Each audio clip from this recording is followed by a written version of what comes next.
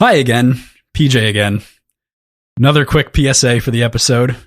First of all, this is part 2. If you haven't listened to part 1, please go back. Otherwise, you won't get the introduction to our wonderful cast of whom are a part of this episode.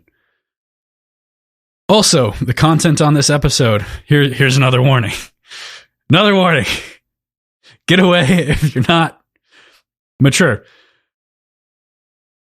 Okay. More not safe for work language in the show, including discussions of even more fairy sex, moist fluid, Crossland reading some evocative fiction, and milking minotaurs. The only big spoilers to be concerned about are that of the Acotar series Through a Court of Silver Flames. But even then, it's mostly minor. Enjoy!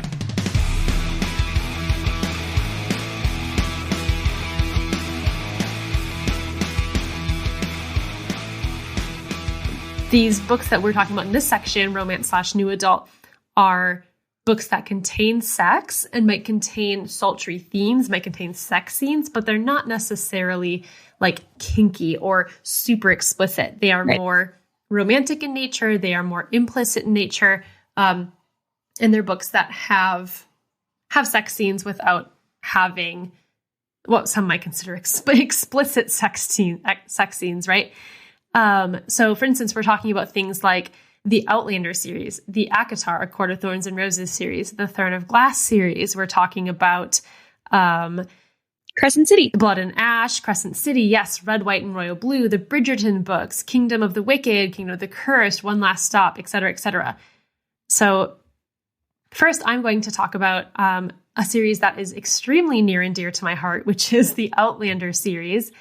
This is a series that I first got on because I made some random Facebook posts like 5 years ago asking for book recommendations, and everyone told me that I should read Outlander.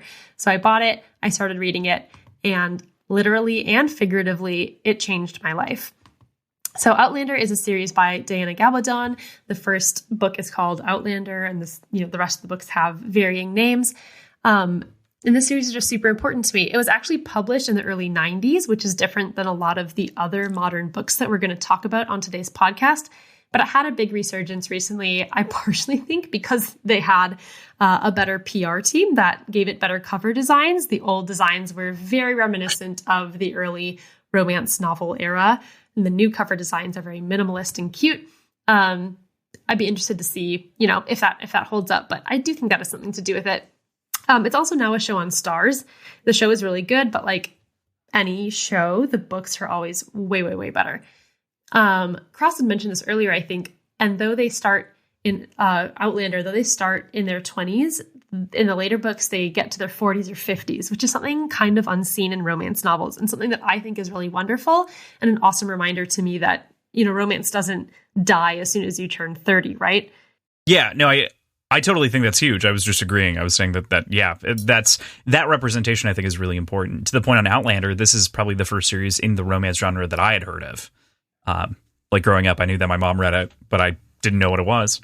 Also, can I just very quickly add that Outlander includes the Mackenzie clan, and Kelsey McKinney is related to the Mackenzie clan, i.e. you are reading romance and dirty, spicy scenes about my family members. You are welcome. Enjoy that. Goodbye. I'm so thankful for your family and all that your family has contributed to this book because, like I said, it's literally changed my life, and I will think of it forever when I read this book. Welcome. Kelsey.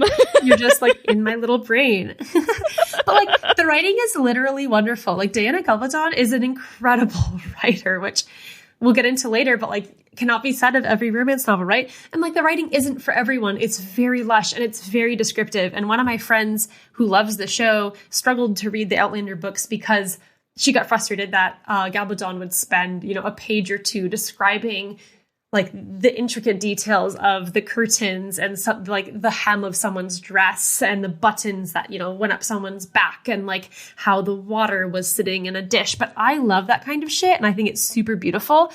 And I think it's really cool to know as you go along what the main character, Claire, is thinking at every step of the way, every turn that she gets on, right? Speaking of Claire, she's super badass. You meet her in the first book just after World War II, where she just got off the front as a nurse. She just got off the front lines as a nurse. The nurse part is important for later. I won't ruin that, but it's important for both sexy and practical reasons. Claire is this like independent, hot-headed, sensual person, and she is not a virgin. And this is so important because in so many books, like virginity is such a trope, right? It's such a big thing. It's such a whatever, but Claire is not a virgin. She's very comfortable in her sexuality. And I think that's really awesome, especially for a book written in the 80s or 90s. This book is super hot because it is just bursting, just rife with tension, all this sexy restraint, the stuff that I think Kelsey mentioned earlier, right? Like if you grew up in like a highly religious home, like there's something sexy about this, like, you know, this restraint trope. There's all this like really wonderfully written emotional foreplay and real foreplay that just like sinks into your soul and really makes you feel immersed. There's a little bit of a love triangle trope, but it's more of a question of duty than it is of love, right? Claire, the main character, is choosing between this life that she vowed to be in and to sustain and to be a part of, and where her heart is taking her, where she knows she belongs, where she feels most comfortable, where she feels most on fire. Diana Gabaldon is actually so good at writing sex scenes that she wrote a whole separate book on how to write sex scenes called I Give You My Body, How I Write Sex Scenes by Diana Gabaldon. That's so cool. I didn't know that. Yeah. It's incredible. I actually haven't read that book, but she wrote a book on how to write sex scenes because she's just so good at it. Yeah. The main love interest, Jamie, is super amazing and so well written if we're talking about, you know, men written for women, right? He's this like tall, sexy redhead man with and looks like her fiance. I was going to say, like, as she's getting into this, Lindsay, would you like to talk about Sam here? My fiance is basically Jamie. That's all you need to know. But like, and not to be biased, right? But he's this like tall, sexy redhead man with this like unkempt hair and this unshakable sense of loyalty who basically like wanders around Scotland in low-cut linen shirts and who is really good with horses. We'll have to link to their engagement photos because, like, it's literally Sam. It's just literally Sam. Resemblance is uncanny. It is, you know, like, I'm Jamie feeling the heat at my center when I think about this. Ooh, spicy. Me too. Like, Jamie's protective, but not in like the like Edward or, you know, some other ways we've talked about where like protective can be controlling. He's not controlling, right? Jamie makes mistakes, but then he owns up to them and he apologizes with a genuine apology. And this is going to sound really soft, but like Diana Gabaldon and Jamie showed me what I deserve in a relationship. And I love that about Outlander. And I owe like my current happiness to this book. And that sounds dramatic, but it's so true. No, that's so it's not beautiful. dramatic. That's so Thank you. Yeah. Well, and that comes back to like why we read these books and why they fucking matter, because they show us what real beautiful relationships can look like and exactly what Lindsay said, like what you deserve when it comes to love and care and support. Like that's fucking stunning. And you have no business making me cry right now. Like shut the fuck up, Lindsay. Lindsay, I don't need to be crying in the book club. You don't have to do this. I mean, I was in like very analogous to Claire in Outlander, right? And not to say that I'm Claire, but like I was in a really wonderful relationship with a really wonderful man who provided for me and was so kind. And there was nothing quote unquote wrong with the relationship. But I realized partially through Outlander and through life that like there was this other person who gave me a whole different view on life that I absolutely needed to explore. And maybe Kross, you should take this out. But like, it just, these books mean so much to me. And I love them so much. There's this really wonderful scene where Jamie and Claire have this wonderful night right before they consummate their relationship, where they spend the night just like talking and joking and eating dinner, which is like a glorified charcuterie board because it's the 1700s.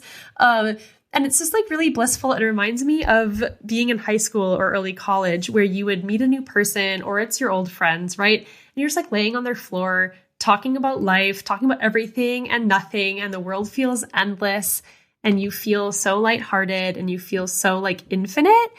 And it's just really lovely. And that's like and right in that before moment, they have. I swore. Yes. Shut up! I was thinking of the same quote. Exactly. 100%.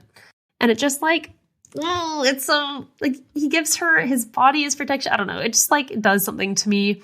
Anyway. And his family, including Kelsey. Can I please try one of these in a Scottish accent? Do it. Like, just... We should all do yes, a round. take We'll one. do All a right. round of it. Even better, his voice was a hot murmur in my ear. When I come to you, fierce and wanting, and you whimper under me and struggle as though you want to get away. And I know it's only that you're struggling to come closer, and I'm fighting the same fight. Jamie's hands. I was in no danger, and yet I felt the busy drop behind me, the clear and endless night with its star-strewn empty sky into which I might go fall and go on falling. A tiny speck, blazing hotter and hotter with the friction of my passage, bursting finally into the incandescence of a shooting star. Mary, keep going. Don't stop. Keep going. Yeah, don't stop. We're waiting. Anyway. Yeah, we're all waiting for you, Mary. Oh, One more. One more. Please, one more. Keep going, keep going. Jamie murmured. Far off, he was standing now, his hands on my waist, and the moaning noise might have been the wind or me. His fingers brushed my lips. They might have been matches striking flames against my skin. Heat danced over me, belly and breast, neck and face, burning in front, cool behind, like St. Lawrence on his ground. I wrapped my legs around him, one heel settled in the cleft of his buttocks, the solid strength of hips between my legs, my only anchor. Let go, he said in my ear. I'll hold you. I did let go, and leaned back on the air, safe in his hands. Oh my God, Mary. Scene. That's so good. That was the Wow. most amazing thing I've ever heard in my entire life. That was so good. That's incredible. You need to record, like, please make audiobooks so that I can just sob to whatever. I'm both emotionally moved and extremely horny. And I... Kelsey, Someday I have over a this praise podcast. kink, so go on. Yes, you're being such a good girl for us. Thank you.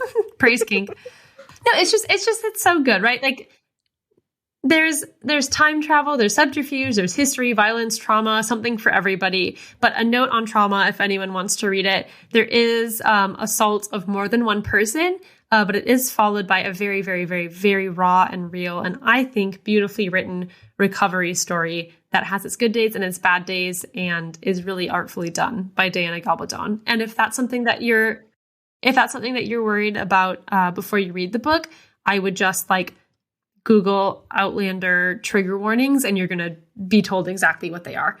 And it's nothing that would ruin the story for you going forward. Addie? Okay. So here's the thing. On Book Talk, I will happily take a drink because I'm going to say something about Harry Potter universe. There's a fan fiction called Manacled. Manacled is a 450,000 word AU of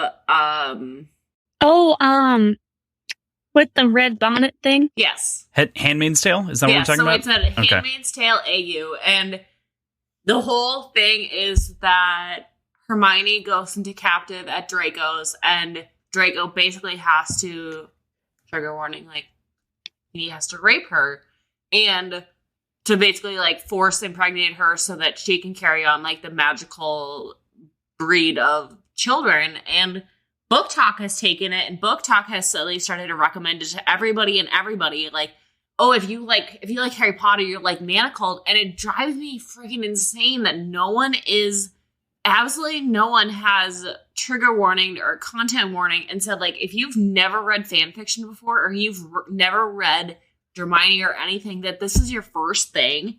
Like, for me to read Manacled, like, I had to sit down with someone and say, like, I'm going to read this as a non-con, as a heavy theme in this. This is going to be really hard for me to read.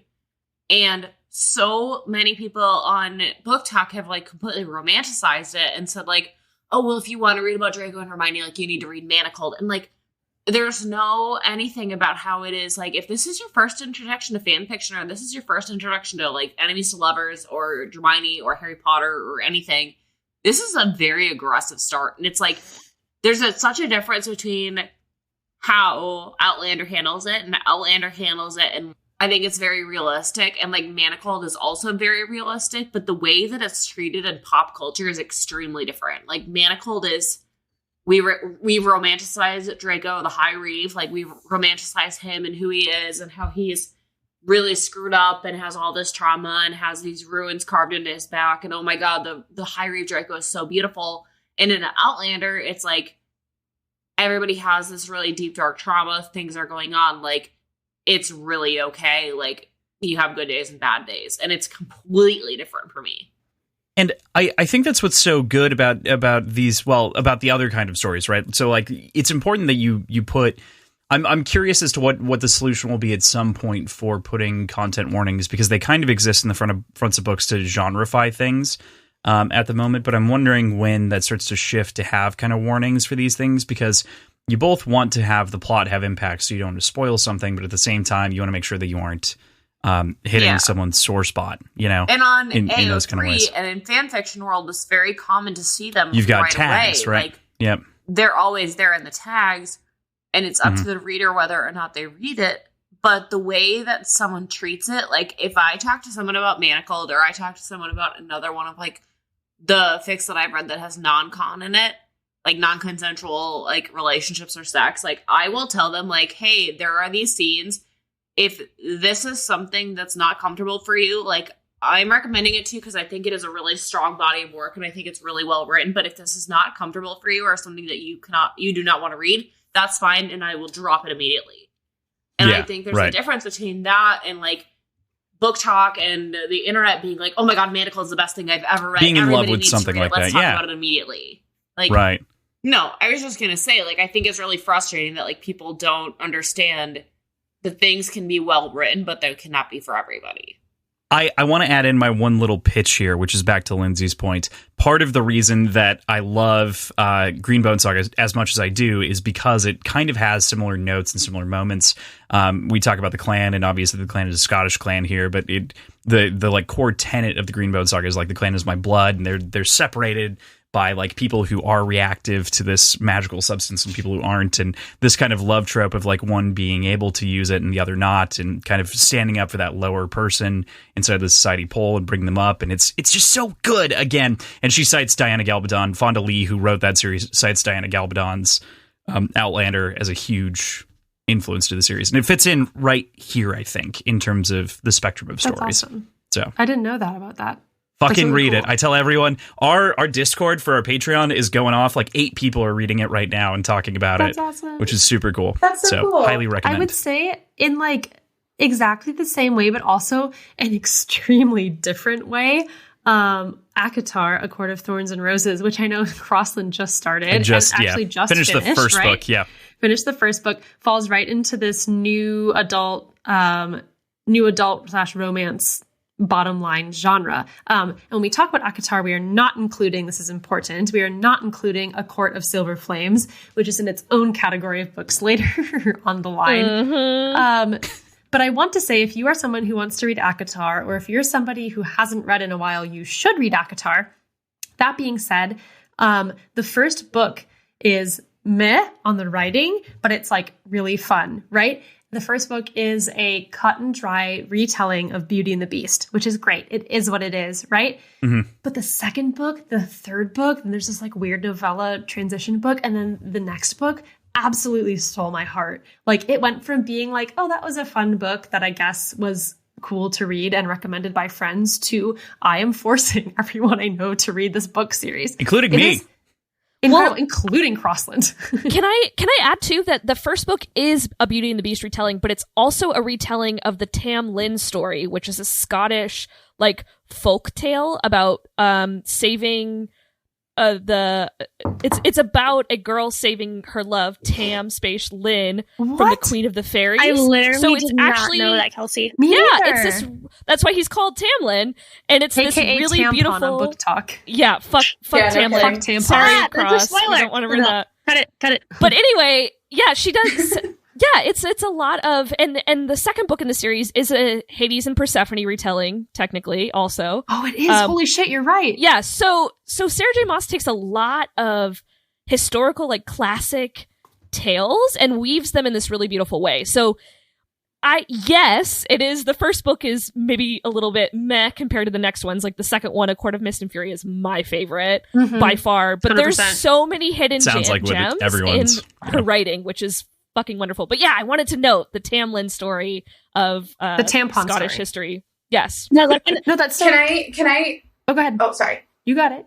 Can I add that, like, if you're struggling, if you're like, oh, I want to get into this Acotar thing that everybody's talking about, and I really want to get into it because everybody really seems to like it, but the first book is, like, slogging for It did. you. I actually fell Try asleep the when I was reading audiobook. it. Ooh, I fell asleep on the audiobook. That's okay. Nothing Do important something happens. else while you're doing the audiobook. Push through. Like, if push through, and, like, there are books that I really love that I haven't physically read. Like, there are a lot of books that are just difficult to, like, sit and read with your eyeballs, but you can read them with your ears way easier because somebody else is doing the hard work for you. Yeah. And so for Acotar, while I do really like it, and I have read all of those books with my eyes, I also have read them with my ears. Well, I think one of the things about Acotar too is, like, I almost wish Sarah J. Maas would, like, write an abridged version of the first book that just kind of gives you the history, like a little outline of the history, and then lets you get in the second book. But I think you need to get through the first book to appreciate she the second keeps book. her own second book. Yes, 100%. Really? Yeah. You honestly need the first book because it gives you the background of, like, how much she hates her life. Sorry. I just want to say, like, Feyre's character development and what she learns from the experiences of the first book and how she comes to terms with what she deserves. Yeah. Even though it's painful to look back at it, I think is more important. I think if we just jumped into if we leapt into the next part, like, we would lose her pain and her trauma and her own growth. Yes. Because we had to figure it out with her. We had to. We did. So see, for me 100%. as a dude, I pitch this as the gunslinger Dark Tower problem, which is the gunslinger is mostly boring, but the what is it? The drawing of 3 is incredible. And some people are like, start with the drawing of 3. And it's like, no, you fucking need the character development of the gunslinger to understand what's going on. You would not And appreciate the second book at all if you did not. You have honestly the need the That's first true. book development of, like, realizing. I hate Just to for say it, taste's but, like, sake. you need the homebody, like, she does her thing, she does this, she does that, like, everything is da da da da da. Oh my god, something's sad, because you need to understand, like, you need to get in the position of a character, like, I hate the phrase, but, like, you need to put your feet in her shoes, because you have to physically be so bored with the book that the minute that the good thing happens, you're like, holy shit, because I felt the exact same way. Like, I remember reading the first book and just like, girl, like, come on, let's get to it. And by the time that, like, she finally got in the second book and, like, everything started happening, I was like, oh, thank God. Like, I almost feel so bad for you that, like, I just want something to happen.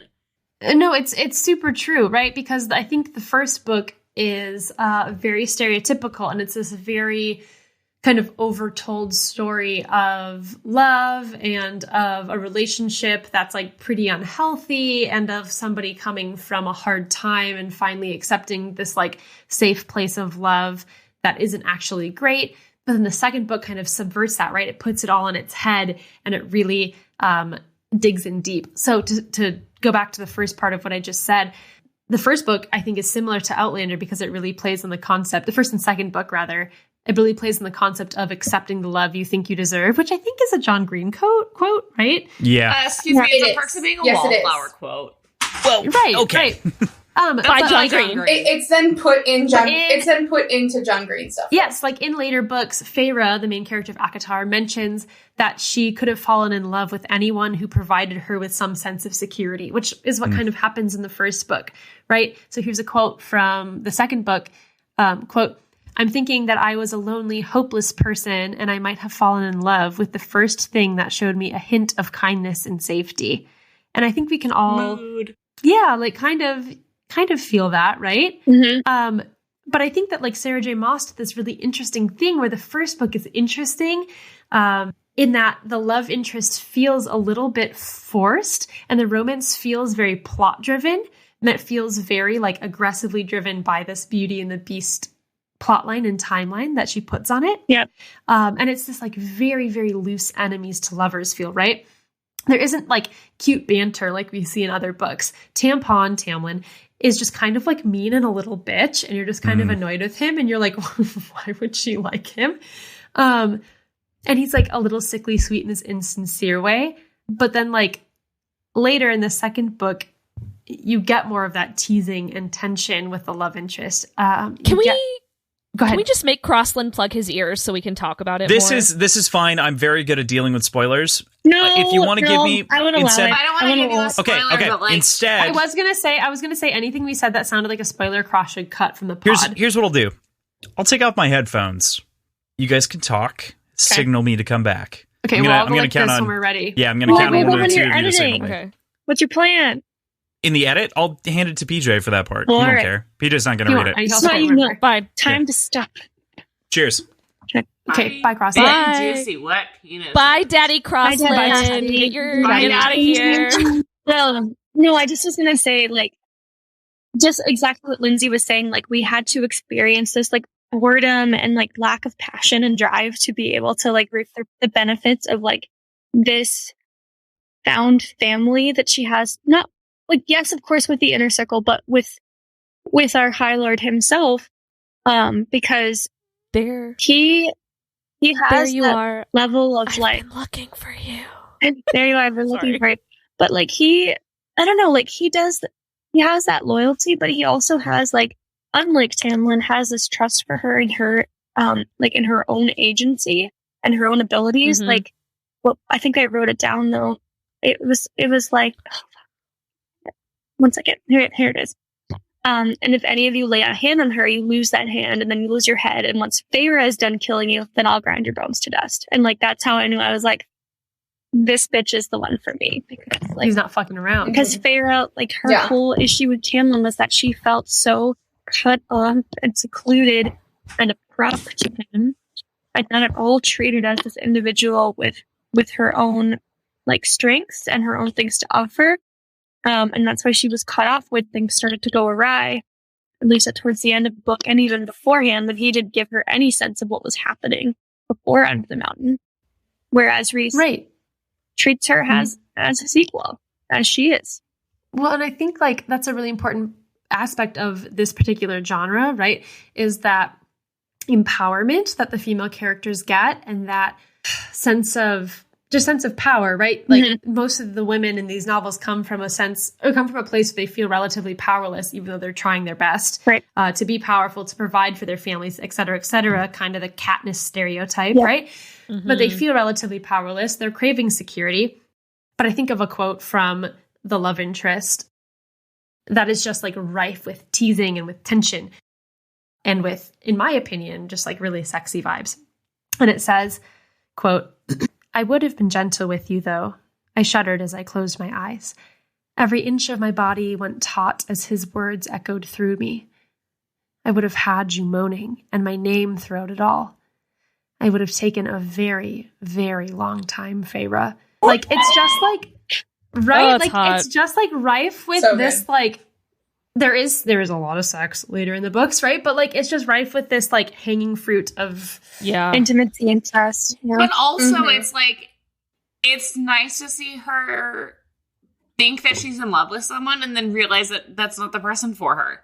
Like, it's refreshing to Yes. see her talk to someone Yeah. and be like, oh, I think I'm in love with you, and be like, wait a minute, I don't think that you're the person for me, because that's like an entire thing that I absolutely loved, is like, it's okay to not love somebody anymore.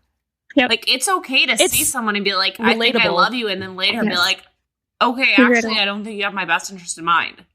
Right. Yeah, most well, I don't know about most, but I'm going to go out on a limb and say a lot of people love more than once. And that watching a character not just fall into the insta love, you're the only person, you're the end. Like those It are was fun. Like I enjoy those refreshing. books. It was But so nice. yeah, like, it's nice to witness that trajectory of a relationship and watch it start and grow and bottom out and ruin, and then where do you go from there? Like that is really relatable and beautiful, and it's I just also so love good. that it was And- like someone Mhm. sticking up for her. It was Yep. like, hey, Yeah. it was like, I hate to say it, but like, it's like when you're in a really shitty relationship and one of your friends is like, hey, are you sure you're happy? Or like, are you sure that things are okay? Or like, are you sure this is who you want to spend the rest of your life with? And you have that moment in your mind that's like, wait a minute. Like, I had this Well, happen with an and to ex-roommate, and the minute that someone said to me, like, are you guys actually friends? I was like, I don't know. And it was like the moment that someone had called me out on it, it was like someone had turned the lights on. And that's how I feel about the entire book series. Like someone turns the lights on. Someone's like, hey, he's not for you. And that's okay. Right. Oh, 100%. Yeah. And that's why, like, I think the second book is so much more tender and real and vulnerable than the first. And I almost think, like, I want to give Sarah J. Maas the credit that, like, that was intentional, right? Like, it has to be intentional contrast because the first just feels so forced. And the second and so on feels so much more natural, where the first feels like this is the romance that you were trained to want. Yep. And the second and so on is the romance that you fucking deserve. It's also wild how many people read it and think that, like, Tamlin is the one. And everyone's like, oh my God, Tamlin, I love him, blah, blah, blah. And by the end, they're like, this guy is like, I remember reading it being like, oh, he's cute. And I was like, if this is the whole series, I'm out. Like, this guy annoys me. Like, he needs someone to wipe his butt for him. Right. And like, I just remember saying to my friend Miranda, and I was like, I remember texting her and being like, if this is the love interest, like, I can't read anymore. I'm done. And she just said, like, keep reading.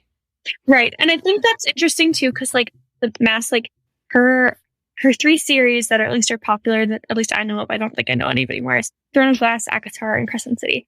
And if you had been following that since the beginning, you read Throne of Glass first, because Maas started writing Throne of Glass when she was very young. And something we've learned for her is the first love interest is never her, the mate, right? Is that Dorian? Is Dorian the first one? Dorian and Chol. Kale. His name's Kale. Like, see, I love Kale. I think Kale is super sweet. He's kind of a pansy, but he's fine. But like, he's adorable. Like, he's a sweetheart. One of the lovely things about Acotar, Mary and I have talked about this a lot, is that like it really explores friendships beautifully, right? So there's this really beautiful plotline of romance and of like the romance you think you deserve. And then there's all these wonderful friendships. And those friendships are so important. And those friendships are so beautiful. And those friendships are funny and loyal and deep. And they will call you on your bullshit. And I think that that is like a romance genre all of its own. Yes. Are these friendships where you're able to be your true deep self. And in my opinion, Sarah J. Maas does a really excellent job of that in the Acotar series. Yeah. And I never thought that a book series would ever inspire me to work out until I met the Valkyries. And like not in like a oh, I need to like lose weight way, but in like a, oh my God, I want to be able to lift a car anytime I want to fucking put a car above my head way. Climb. Yeah, I want to cut a ribbon with my fucking dagger, and I want to do it. I want to be able to rip a tree out of the ground with my bare hands. Yeah, exactly. Kelsey is like, I want to cut a ribbon with my hard nipples. 100%. I mean, that too. Honestly, yes. All I heard was ready hard for Crossland nipples, to come and I back? can't hear what you're saying right now, but I just Crossland need to come back. clarify. I saw a dagger get pulled, nipples. and I heard hard nipples, and I was like, Hard whoa, nipples. there's some fighting going on. Okay, well, Lindsay hasn't read Throne of Glass yet, so we're fine. But first thing to mention, blueprint for Acotar was Throne of Glass, and she started it kind of young. And like we have these romantic elements, and like something I think a lot of us admire about her characters is like none of them start off virgin. They're not these pure people who have like enter the world shiny and new. Like they all have had past relationships, which have like left them with like their own experiences, and then they can like enter these new ones and like use those experiences to like move forward, right? So, I think it's kind of important to have like not necessarily important, but like a good thing to put into a story is something like previous relationships, because like virgin trope, whatever, like I totally get it. I'm going to take a drink for that. But like, you know, people are people, like things happen at certain times and we don't need that defined by the story. We can just understand that they're coming with baggage potentially and unpack that over the course of a story. Well, and that's literally what Throne of Glass, what makes it good is that she has experience and she's gone through it and she's already had what she thought was the love of her life. That's her first love, yeah.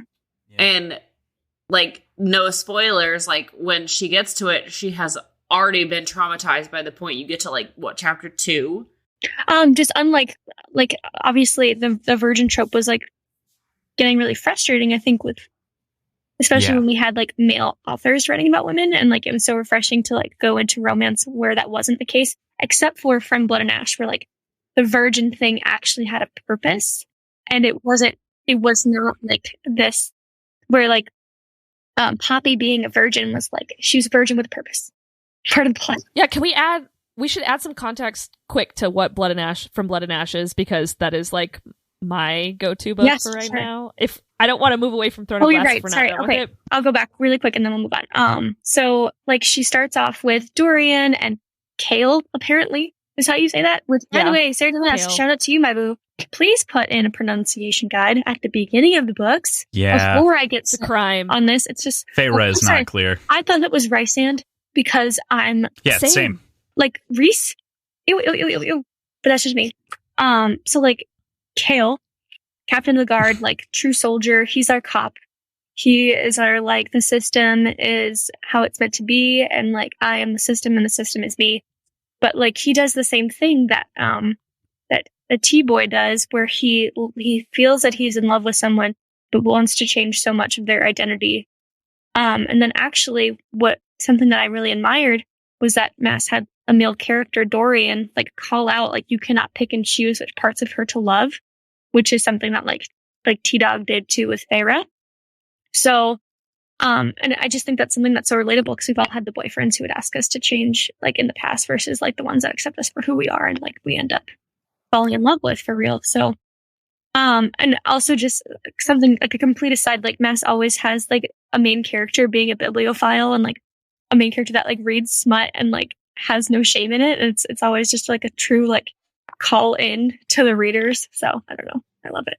I love it too. And also just, we said it earlier, maybe like 2 hours ago, which won't be the actual time you're listening, but it's been Correct. the time we've recording, that Addie would literally open her legs for someone to call her Fireheart, which is one of Aelin's nicknames in Throne of Glass. Oh, baby, that is, oh my god, I have asked my partner to call me that, but it just, I don't want to have to ask. I just want to be called it. No, for real. It's just not the same. You didn't have to ask. Throne of Glass has taught me that I have a nickname kink. Oh, yeah, you do. I have a nickname kink, and that's well, not just even like a the joke. intimacy too of like looking at the. It is something that is only for you. It's Yeah. Logan and Rory and Gilmore Girls. It is something that is exclusive to them, and it is saying like, it is not like it's not even I'm not a pet name person, but I think there is something so intimate and so wonderful about like calling someone a name that is just for you. It's personal. It's It's personal, and it's like the Fireheart thing is something that like the moment that I realized like he started calling her Fireheart in Throne of Glass or like in later books, I just said like this is someone that cares, because you can immediately say this is someone that has taken the time to know who I am. Yeah, that's 1,000%. He's taken the time to know who she is, and then also to understand like how to talk to her, and then like what life means to her.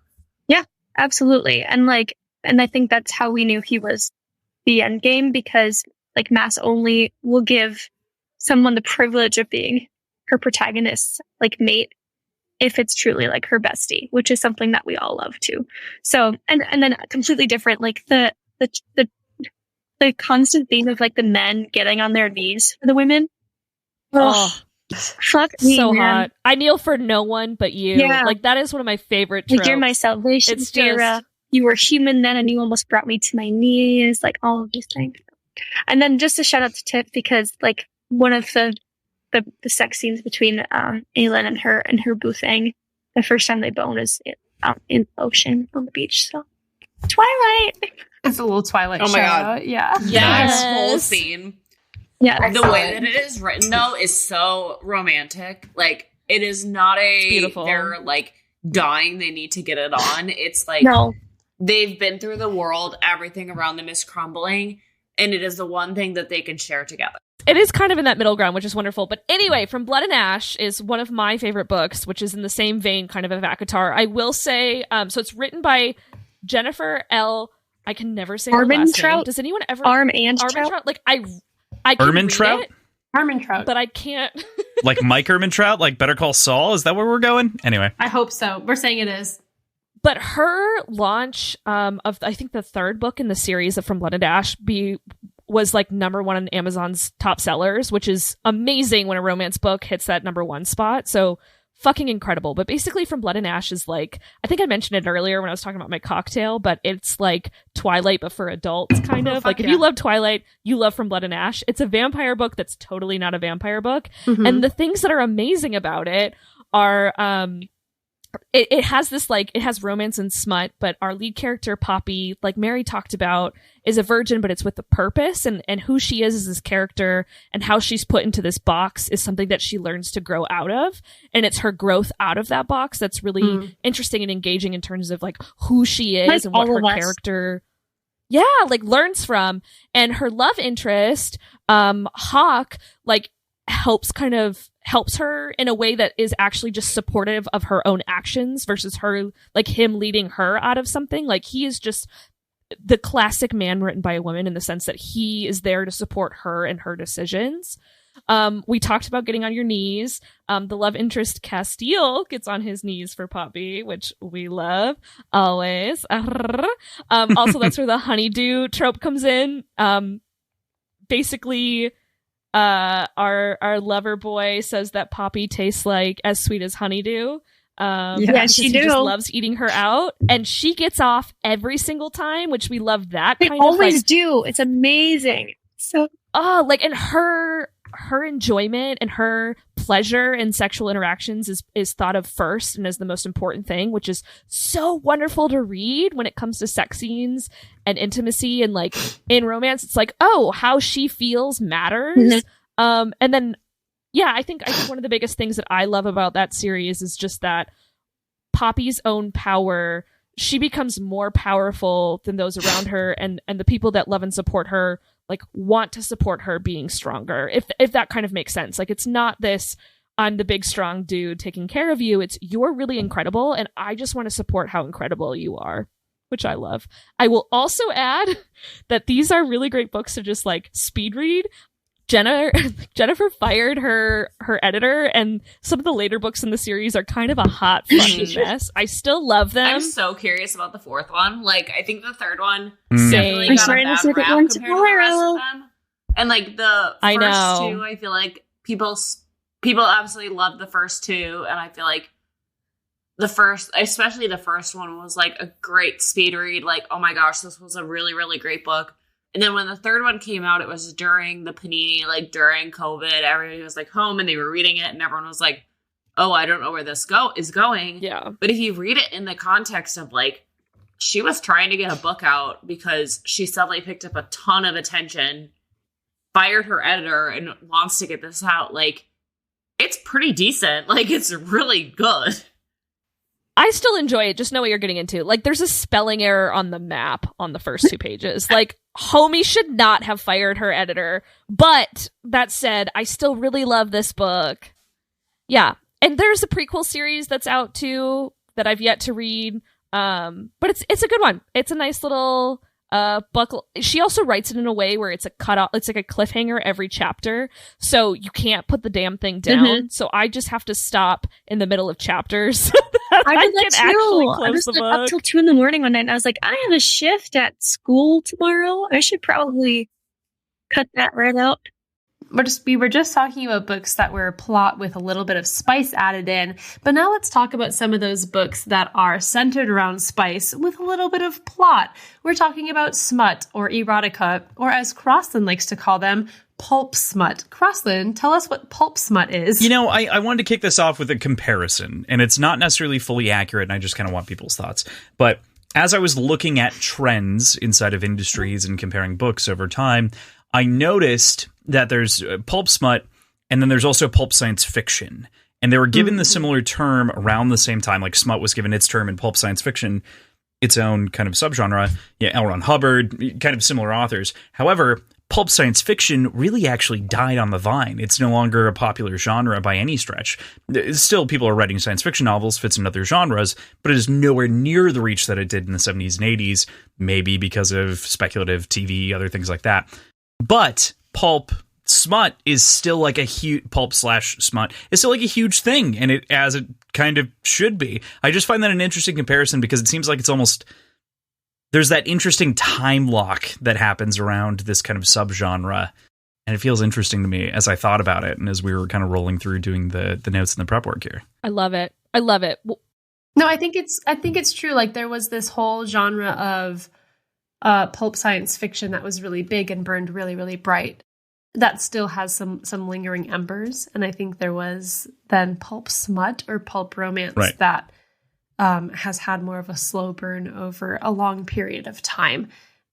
Not that those individual books don't burn bright and hot, because we all know that they do, right? But it's had more of a longevity, whereas I think pulp science fiction died out and is now seeing a little bit of a resurgence, but not in the same way that it did maybe 10 or 20 years ago. Yeah, for sure. People have verged either a hard side, like we go away from the sort of John Carter on Mars, the He-Man on Mars with a bunch of aliens around him, being kind of a story and no romance whatsoever involved, into now we've got like hard science fiction where people want the physics behind things. They want like the hard math, which just totally died out because it's not fun to read about. Meanwhile, romance and this sort of pulp romance has kept its trajectory, and it's why it's, I think, over time, especially as you look at trends, it's number one selling book type genre of all time. So we're here to talk about that. Kelsey, you had some shit to talk about. We're very excited. I'm very excited to talk about this. I think first and foremost, we just talked about Acotar, and we said we weren't going to include A Court of Silver Flames. That's because A Court of Silver Flames belongs in this section. And I really want Lindsay and Mary to talk a little bit. I want the two of you to talk about this before I get really deep up in there. And, I'm gonna pull it off again for, flag me. Sure. Yeah, before Kelsey gets into the wild shit. No, A Court of Silver Flames is awesome. So I have a friend who I care so deeply about who had read all of the Acotar books but had not read A Court of Silver Flames. So she reread all the Acotar books, and then she now read A Court of Silver Flames, which is the newer book. And I'm so glad that she read it, because it's just this really smutty but beautiful book by Sarah J. Maas, where she just gives the people what they wanted, right? The character changes from Feyre, who's the main character in the first 3.5 books, to Nesta, who's one of Feyre's siblings, to focus on this character who's not afraid of her sexuality, who's very picky about who she gives her body to, and not in a way where she's like, you have to be worthy of my body, but where she's like, no, today I feel like fucking a stranger. Tonight I don't feel like fucking a stranger. Today I feel like fucking someone I do know. Tonight I don't feel like fucking someone I know, right? It's just really cool and powerful. The main character, Nesta, is super grumpy, which I super relate to. She roasts the love interest of the book the entire time, but that love interest really brings her out of her shell. And I think that sort of resistance from Nesta, and that genuine caring from the love interest, Cassian, really brings a lot to the vulnerability of the very graphic, very explicit sex scenes that happen in these books, especially compared to the other Acotar books. This book is a lot more objectively explicit than the previous novels. Mm-hmm. Don't you think, Mary? Yeah, I do. I just think we all had a collective moment where we went because Nesta admitted to watching two these very attractive men training up on the roof like you do. Just thinking about what it would be like for both of them to be taking her at the same time. And we were all I think one thing that's also really wonderful about Silver Flames, A Court of Silver Flames, is their relationship is very physical. They're okay, just sex with no feelings. And then they move into the direction of finally admitting how they feel about each other, which is the opposite trajectory of the other relationships in the series, which I thought was really wonderful because it's these two people learning to care about each other in kind of that opposite way, which I enjoy as a reader. Well, even the best super is there's this pining trope with the guy, and Nesta holds herself back from it because it's that same thing, not letting yourself experience the love that you do deserve, but you think you don't. Mm-hmm. I did find this really excellent quote that I want Crossland to read on the record. Crossland, is there a way that I can share my screen so you can read this for the viewership? Which, the whole page? From the Just top to the bottom? Okay. Yeah. Oh, PJ will have to deal with it. Oh, man. This is cheating. All right. She huffed a wicked laugh. Do you want to watch me come, or do you want to taste it? Taste! He'd beg on the hot coals for one lick of her. She spread her legs wider. Then have at me, Cassian. His name on her lips was his undoing. He gripped her thighs and spread them wide, and then his mouth was on her, licking her from the base to apex in a long, luxurious slide. She moaned louder than the first time, and he only grabbed her legs again, hooking them over his shoulders as he buried his face against her. There was nothing gentle in it, nothing teasing. He feasted with tongue and lips and teeth, and every taste of her made the roaring in his blood like a mighty wave within him. Nesta ground against him, toes tickling his wings so much he had to pause for a moment to keep from coming at the mere touch. He'd teach her wing play later because he wanted her to touch his wings, to learn where to stroke while he fucked her, so that he'd come hard enough to see the stars, to learn what places to stroke, even while he wasn't fucking her, so he'd come in her hand, her mouth. He slid his tongue into her core, release already building under his skin, in his spine. Too soon. He didn't want to go too soon. Oh, thank you. Check. He's about to come from giving oral. Like, that is so hot. That's so hot. Like, he is just, like, absolutely adoring every minute. And by he, I mean Cassian, maybe Crossland. We don't know, right? But, like, adoring every minute of this oral that he's giving her. And it's just so beautifully written. And I think it's such a wonderful jumping off point from the other Acotar books. Yeah. Oh, it's so good. That's hysterical. I can't believe you just made me jump in there. Well, just to talk about, I mean, we're now kind of in this smut section, and I think it's important. Silver Flames and Acotar as a whole is a beautiful way for you to kind of pace yourself into dirtier books. The fun thing about smut is there are varying degrees of spiciness. We have things that are, I mean, that's hot, but also we still called it her apex instead of using actual genitalia phrasing, which when I read smut, I like to read things that say like pussy and cunt and like you fuck in like his cock. Like, I want to hear the one words. thing I cannot stand. I want to know what they penis. are. If it says his penis, Yeah, I'm like, penis I'm is out. weird. But anyway, when it comes whatever words the author is using, like there are varying degrees of spiciness when we read our smut books. So some other examples, we have A Touch of Darkness. I know Lindsay has read A Touch of Darkness. This is a Hades and Persephone retelling.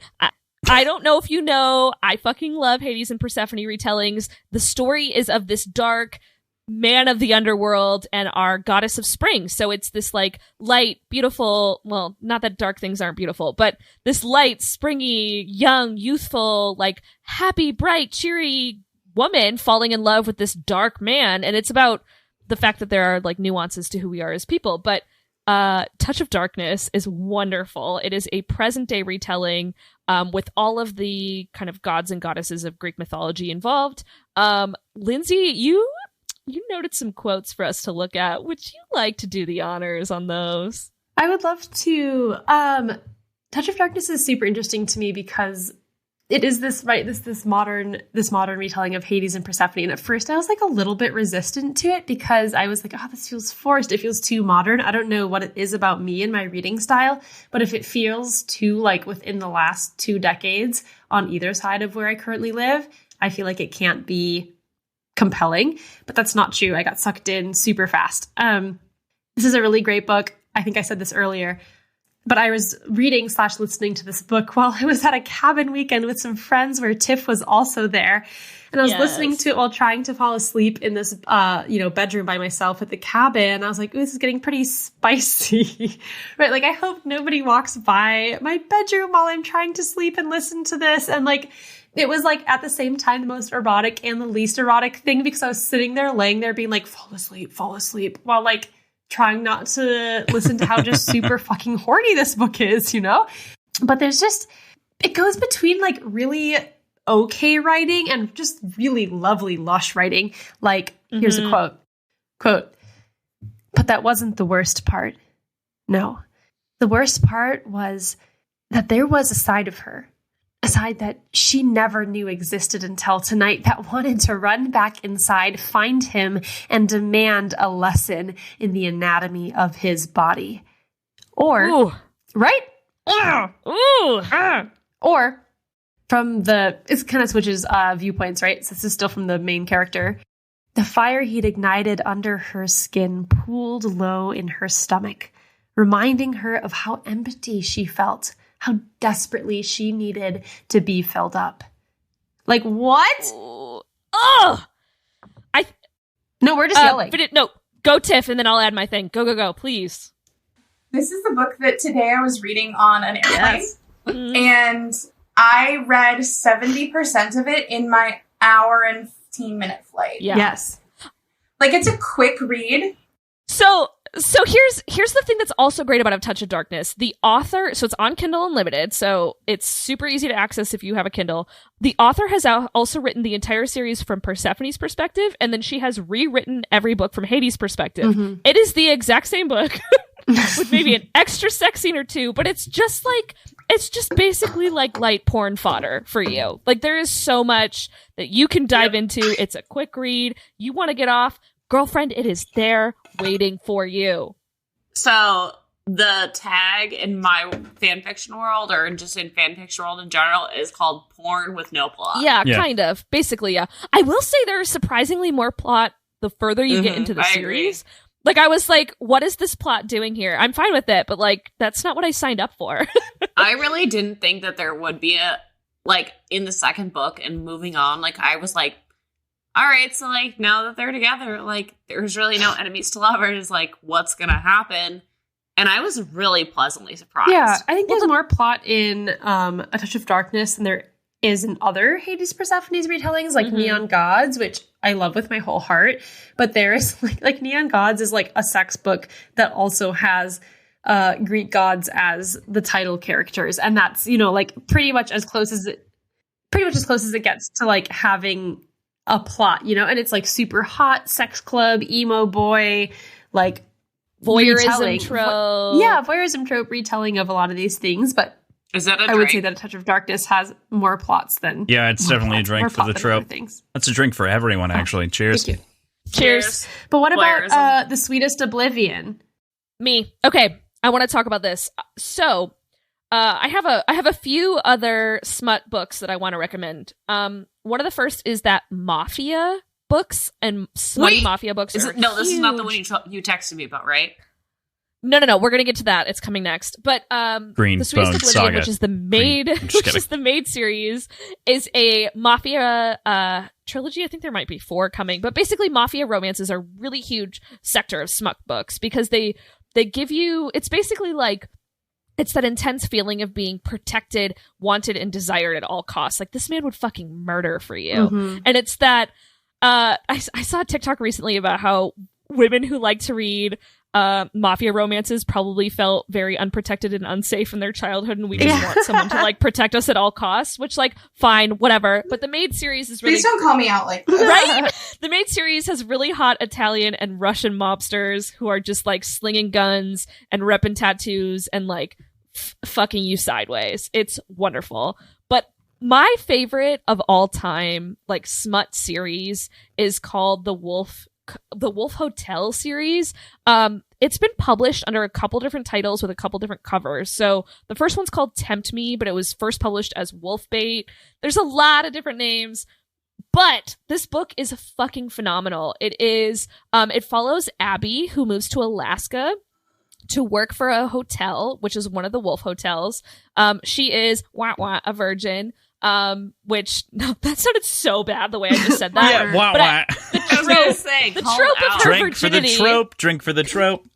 Okay, it follows Abby, who is a virgin.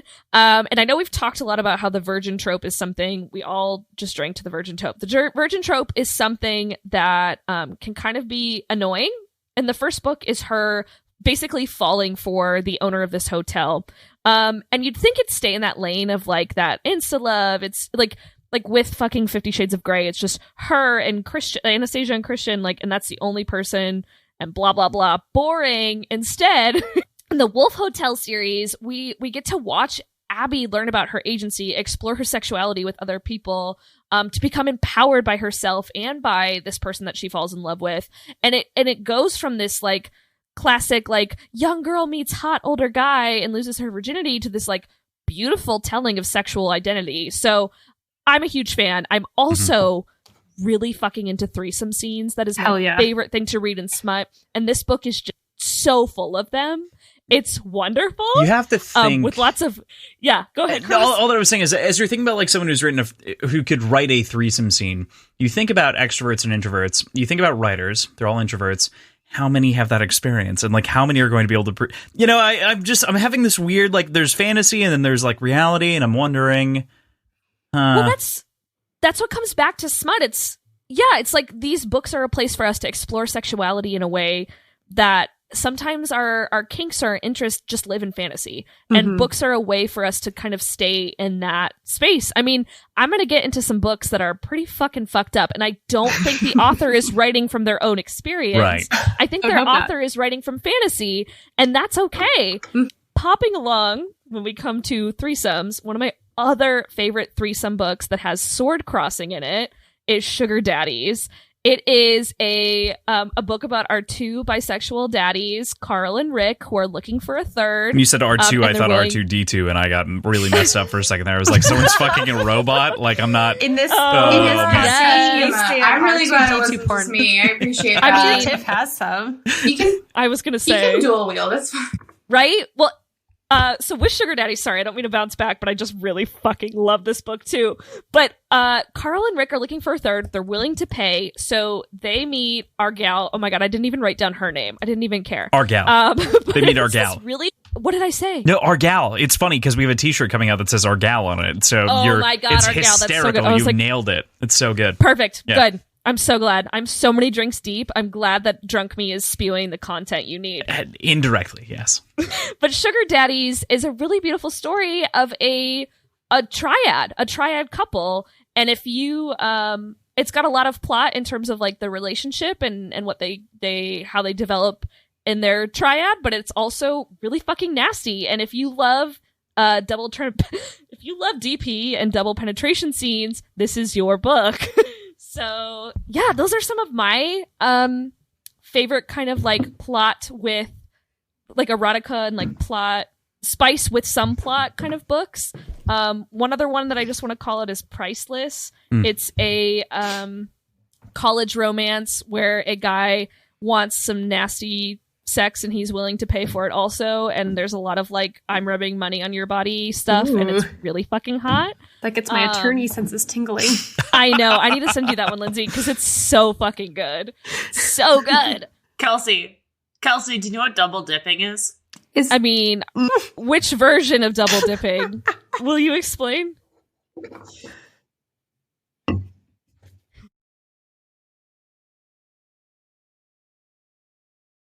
We were talking about like snacks for the big game. So there's people who like dip the chip two ways, and that's double dipping. Then there is double dipping. Like truffle butter double dipping? Like both holes. Yeah. Like put it in the ass and then put it in the vagina? That's not okay. You don't do that. Truffle butter, that's the term. I need to explain too, with Sugar Daddies, there are two different types of DP. There is one dick in the vagina, one in the ass, and then there's two dicks in the vagina. And this is the two dicks in the vagina one. It's crazy. What? Oh, love it. Which, this is a beautiful transition. Does anyone want to add anything? I want to bring something up real quick, because we are like fringing on this thing that I wanted to talk about, which is something that has not been mentioned that we haven't talked about is now, especially when we get into this sort of deep part of this conversation, horror has a very deep connection with romance because it ends up being kind of the sort of not like an opposite, but like a mirror image. It's what people are afraid of. And so like a lot of early horror was used to convey romantic ideas and things that people were afraid of, like embracing.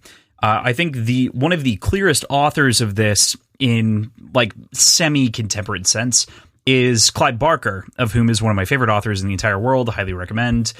He's written a ton of different things. Hellraiser is like a giant sexual awakening for people who are into BDSM.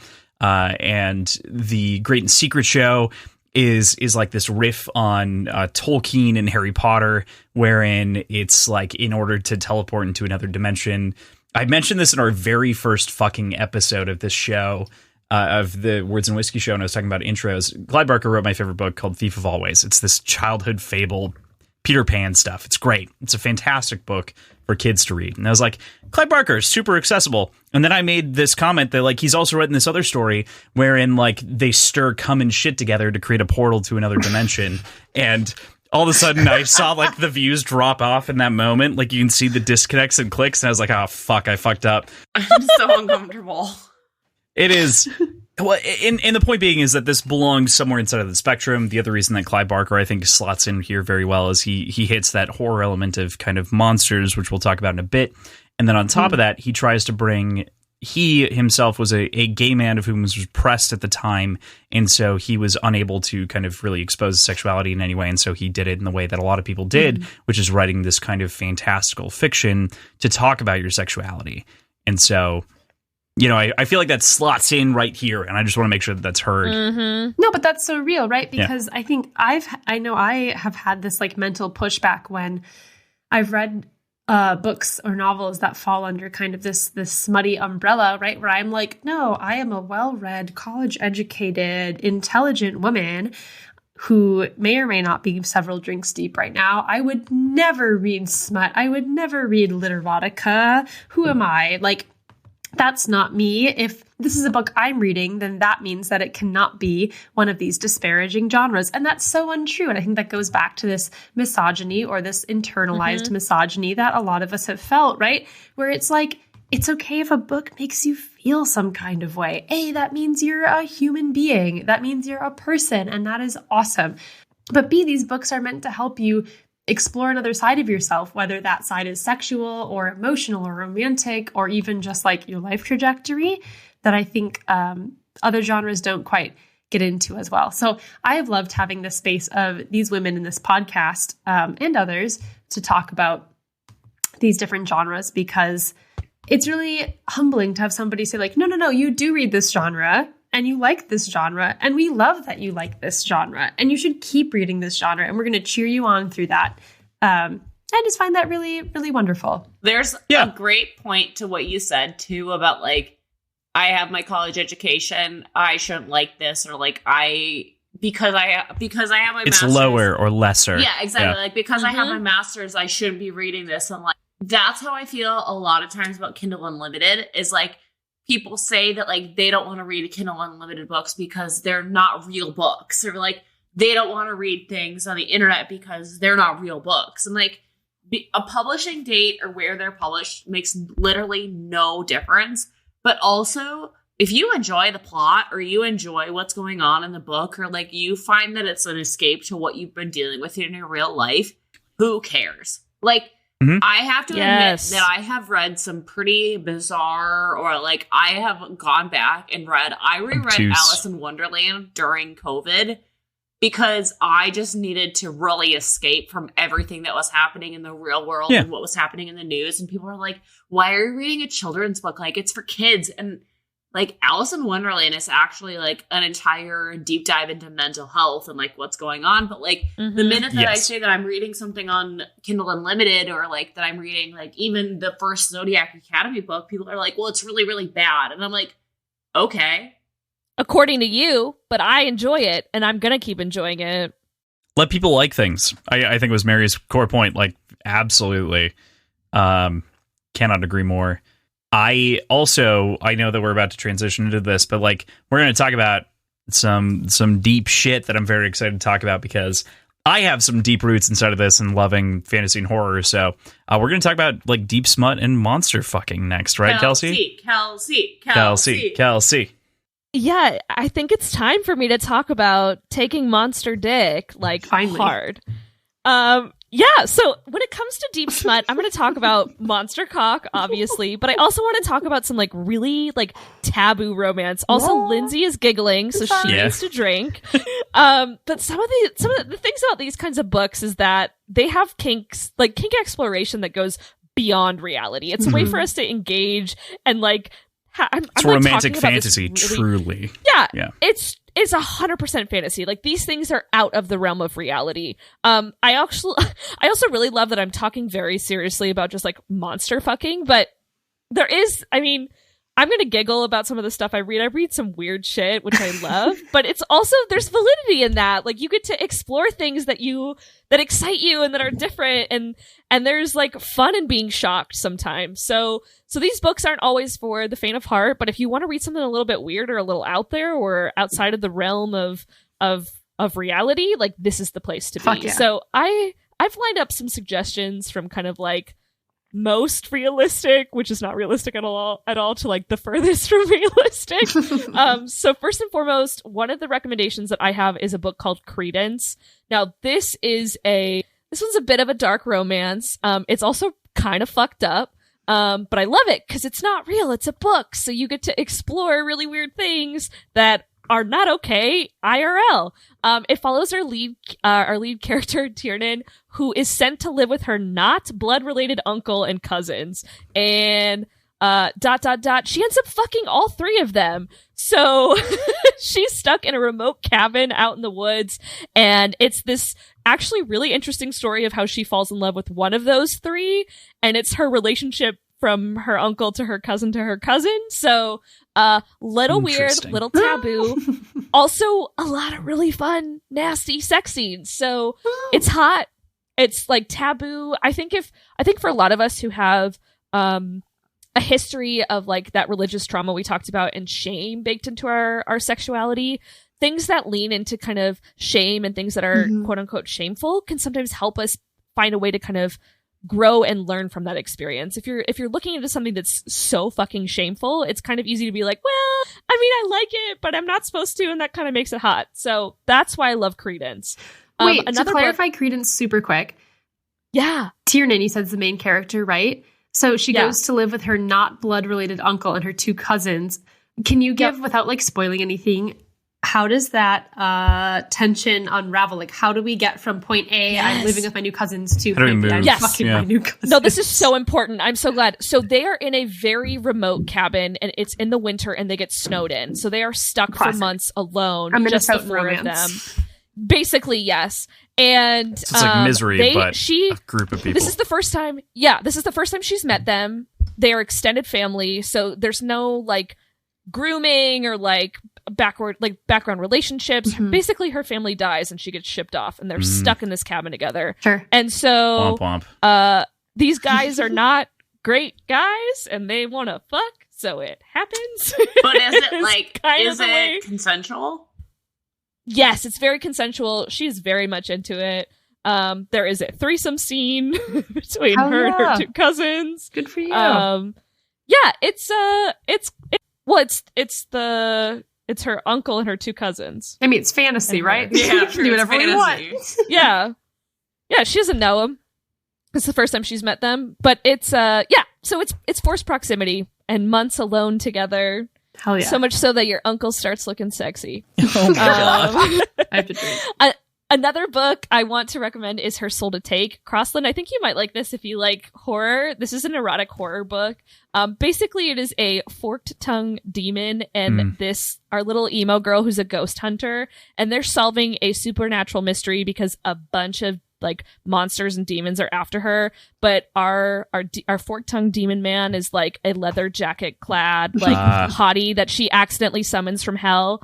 And sounds like some Clyde Barker shit.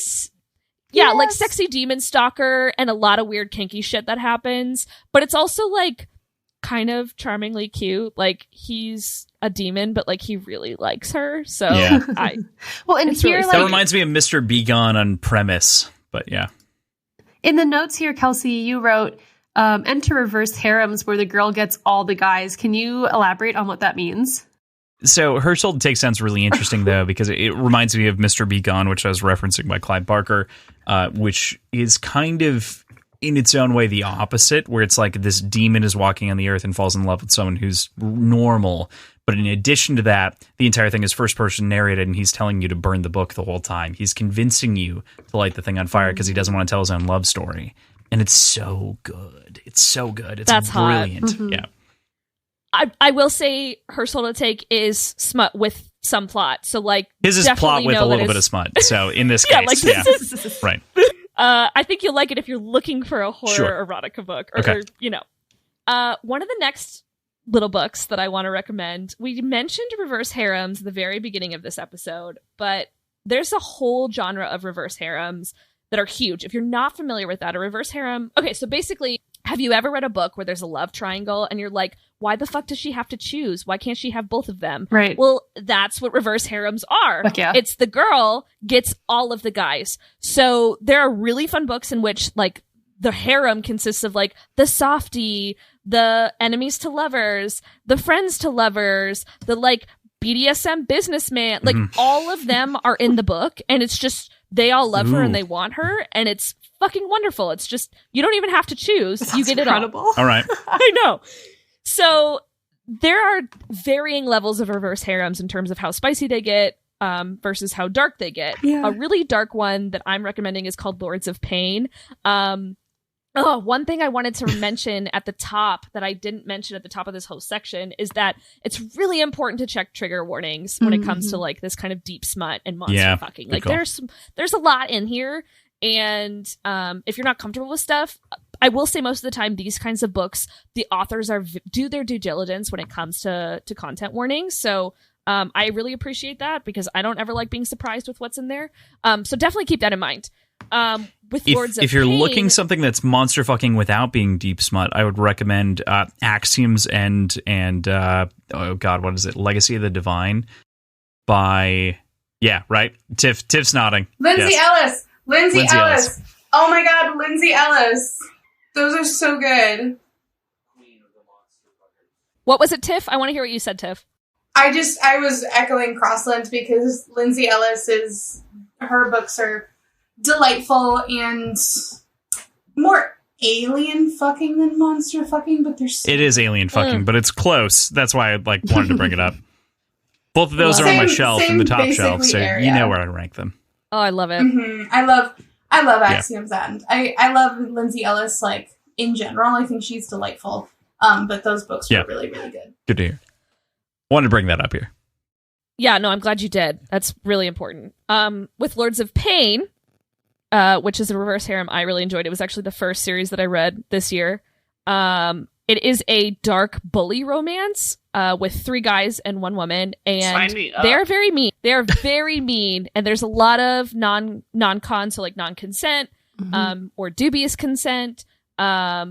And they're not nice boys, but the series basically goes from them being not nice boys to them being like really sweet cinnamon rolls. So if you like watching a bully go from being an asshole to being really sweet, you get to watch 3 of them do that in this series. So that's Lords of Pain. So those are kind of some books that I recommend when it comes to kind of like deep smut or like kind of weird. I mean, I'm calling it weird, kinky shit, but like, I think weird's awesome, so I'm not using weird in a bad way. It's just the stuff that's out there. I mean, but it gets even deeper than that, right? Oh, yeah. Baby, I am so excited. I am so excited to tell you about Ice Planet Barbarians. I am like grinning from fucking ear to ear. In Crossland, your cocktail was Ice Planet Barbarians, which I love. The spur of the moment cocktail. The thing that's amazing about Ice Planet Barbarians, well, one, it blew up on TikTok. Right. On Book Talk. And it was so big that like all these books are being republished. Like the author had self-published, and now her books are like fucking in Target. Like alien fucking is in Target. I love that. Mm-hmm. Yes, you're telling me that the like buying team at Target, which is like primarily composed of like I almost bought it last week. University graduates, like Bethel. Sorry, it's not going to make sense to anybody else. But like Bethel graduates is being like, yes, what we should have on the floor of Target is Ice Planet Barbarians. And there was only one copy left in North Carolina at Target. Stop, really? Yeah. I went to a small bookstore in Chicago in the West Loop, which is like kind of an urban area. Like I went to like the West Loop and I went to a bookstore and they had a table of like popular books right now. And it was like Song of Achilles, Circe, like people we meet on vacation, like Throne of Glass, Acotar, like it was like very much book talk, but it was things the expected. Exactly. Yeah. And on literally the side was Ice Planet Barbarians, and one of my friends picked it up and was like, does anybody know what this is? And I was like, oh. No. I was like, do you know anything? And she's like, no. And I said, are there children around? I said, like, I'm not going to tell you what this is if there's children in the store. And so I pulled her aside and told her. And we were absolutely shocked that a store has this. You walk in, you take 5 steps, and there's a table, and it's right there. Yep. Well, let me tell you what it's about for those of you listening who don't know. Please. Because we all fucking know, because this shit went, Amazon bestseller list. Like, it blew up randomly because of Book Talk. Yeah. But basically, Icewind Barbarians follows the story of a group of women, humans, who crash land on this icy planet, and they run into a group of very tall, very buff, blue alien men who are super sexy, and they happen to have ribbed bodies and ribbed dicks that vibrate, and they have a spur above their dick, so if he fucks her from behind, there's a little backdoor action. Basically, what I'm getting at is the whole premise of this book is that these blue aliens exist to please, pleasure, support, and take care of these women. So it's 22 books in this series, but follow along a bunch of different relationships throughout the course of their time on this planet.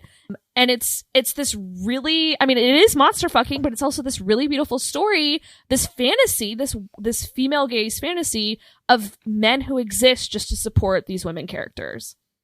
I love it. The first book does not exactly read that way, but I mean, it does. He only exists to feed her, to lick her off, to make sure that she is safe, to get her to safety. There's a language barrier like, I mean, and also here's the thing: Ruby Dixon isn't here to give you a really intense plot and lots of different. No, that's not what we're here for, right? No, she's giving you exactly what you want. Smut, like it's just straight to the point. Like it's just straight to the point, and the men are. That there's nothing that they do beyond. Yeah. Which is a wonderful fantasy to believe. There are ample articles and resources out there talking about how unfairly women are treated in porn or things that are centered to the male gaze, right? Mm-hmm. And so, things that are centered to the male gaze in that, like, how women are supposed to look, how women are supposed to act. And I think it's important for us to also be critical of that in romance novels, right? Like, I think it's very stereotypical in romance novels to have the characters be... Oh, sorry, Kelsey. I thought you were running away. That's why I went on this rant. No, go. Stay on this rant. I think it's really important for us to look at romance novels and that a lot of the protagonists are these, like, ripped, like, you know, tight men who have, like, 4% body fat and are, like, super strong and super tall and have these chiseled jaws and whatnot, blah, blah, blah. Where it's like, no, I would also equally love, like, those dudes kind of freak me out because I'm like, you care about the gym too much and I don't really care about the gym. And if you care about the gym too much, that's weird.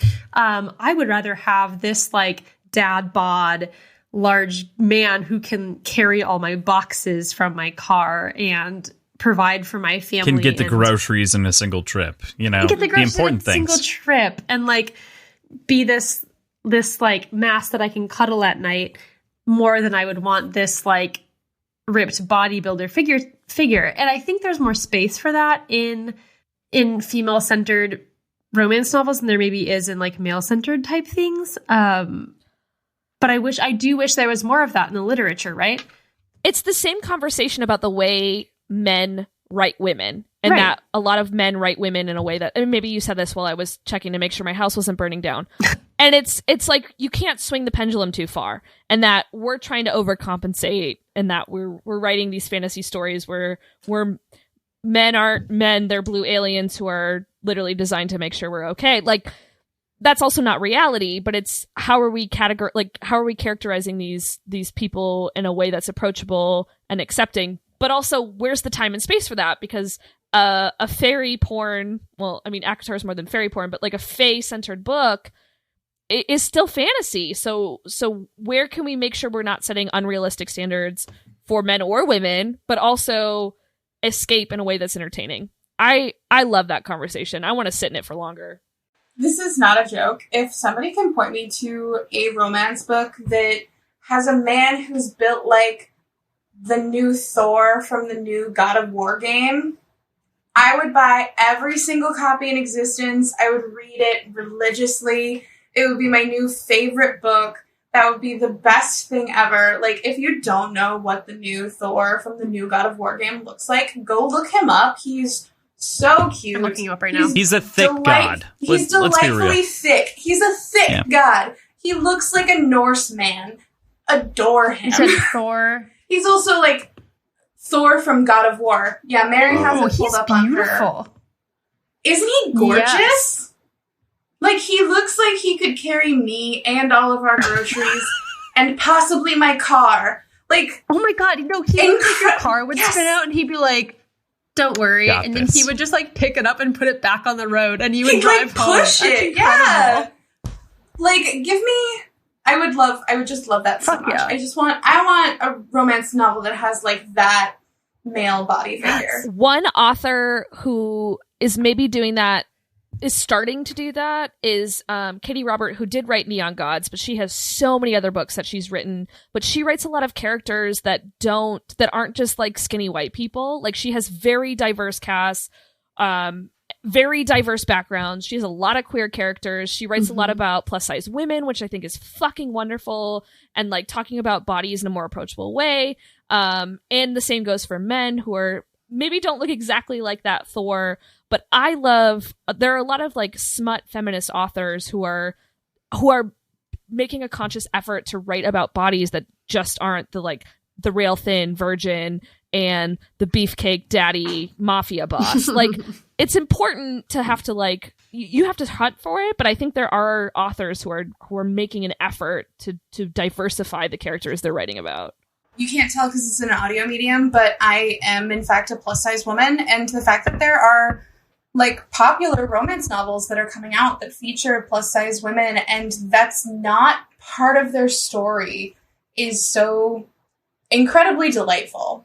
That's not something that I've ever seen. Like, I can think of one book that I read as a kid that featured a plus size protagonist, and in it, like, she goes through all of this stuff and she ends up being thinner, but she's still hot thick, so it's okay. But she still is very much described as like, oh, well, her waist gets thinner and her thighs get bigger because she's getting jacked because she's running up and down these stairs all the time. So to like have a little bit more plus size representation is great. There should be more, but like we're going the right direction. That opens an entire this is can of completely worms with like fan This is casts. totally off topic. It's like fan casts are such an insane part of books and fan fiction, and like Acotar is going to be a TV show and everybody wants to fan cast it and everybody wants to have this list of people that they want in the show. And like Harry Potter, like Marauders, like Andrew Garfield and Ben Barnes have now gone even more viral because people are fan casting them. And one of the big parts of that is especially like people who fan cast Hermione Granger as a plus size woman.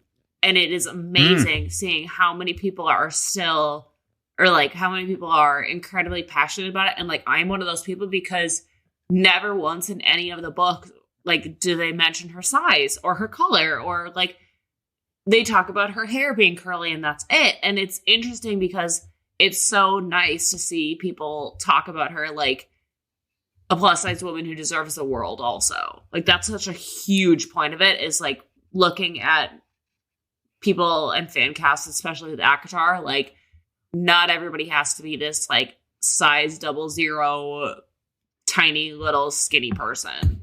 Addie, I love the point, but you owe us a drink for talking about Harry Potter. I'm so sorry. I think we got you the hardest out of anyone tonight. One of my favorite things that I saw this week was Bryce Quinlan Fan Art from Crescent City, and she was so curvy with it. It made perfect sense for like Katie Roberts' second book, her like the god of Psyche, love. Eros and Psyche.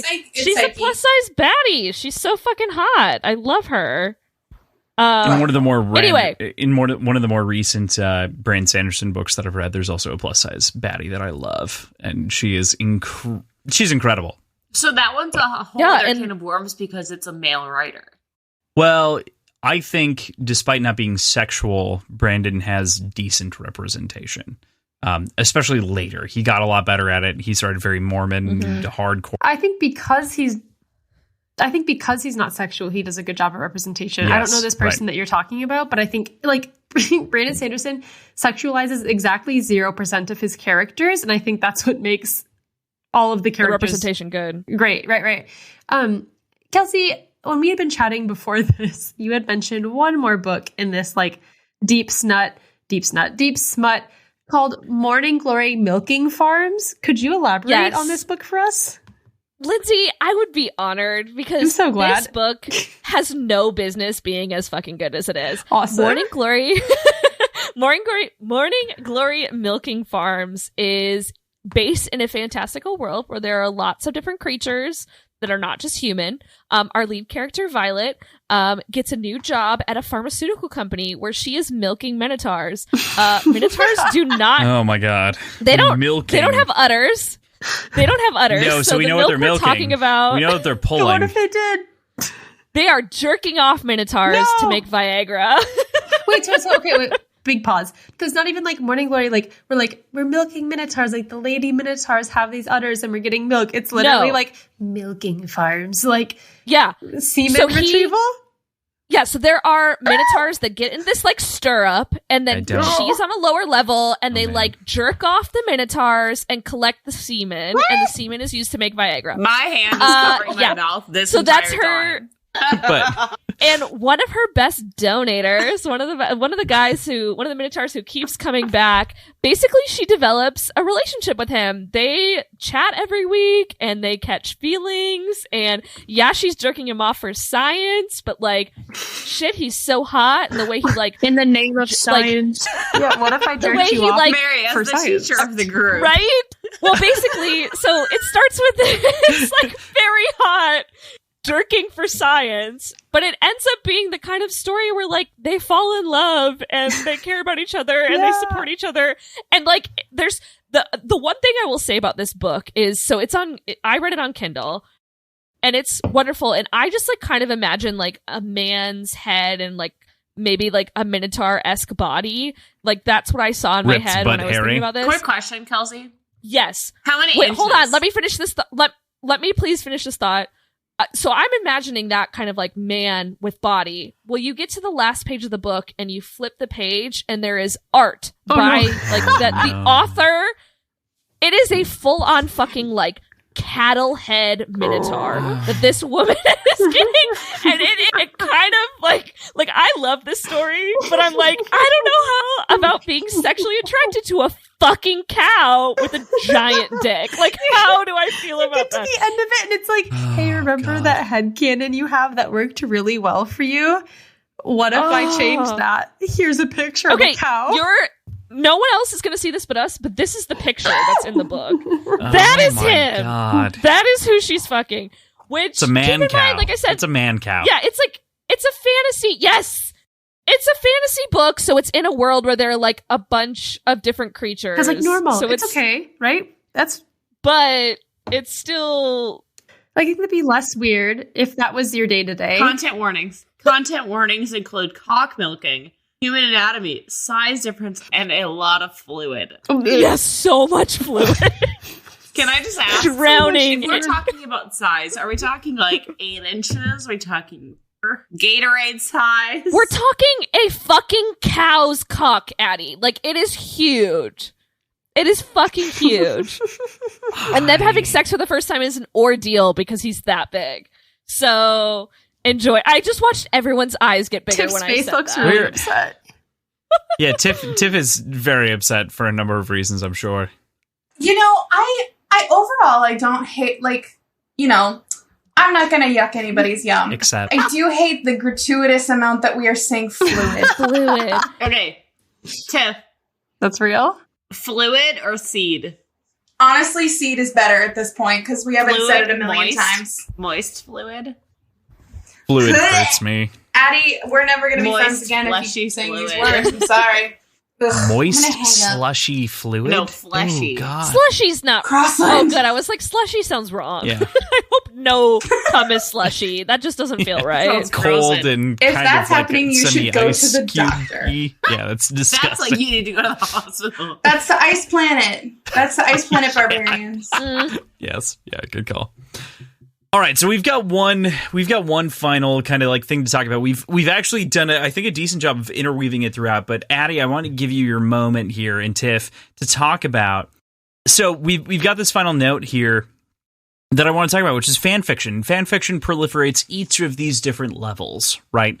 So I think it's important to kind of have this kind of chat and talk about the impact of fan fiction in general on the romance smut genres. I mean, it's the gateway. Like, it's the reason. I will say that, like, I started reading, and I think a lot of people did, like, a lot of people started reading fan fiction, and that was the gateway for them into fantasy or romance. Like, I would never have started to read romance without reading fan fiction. And yeah, I know for me, like, fan fiction was the moment where I said, okay, I'm interested in this. Like, I want to read more. And it was the moment where I said, and for me, it was comfortable because I knew the characters. I felt comfortable with the characters.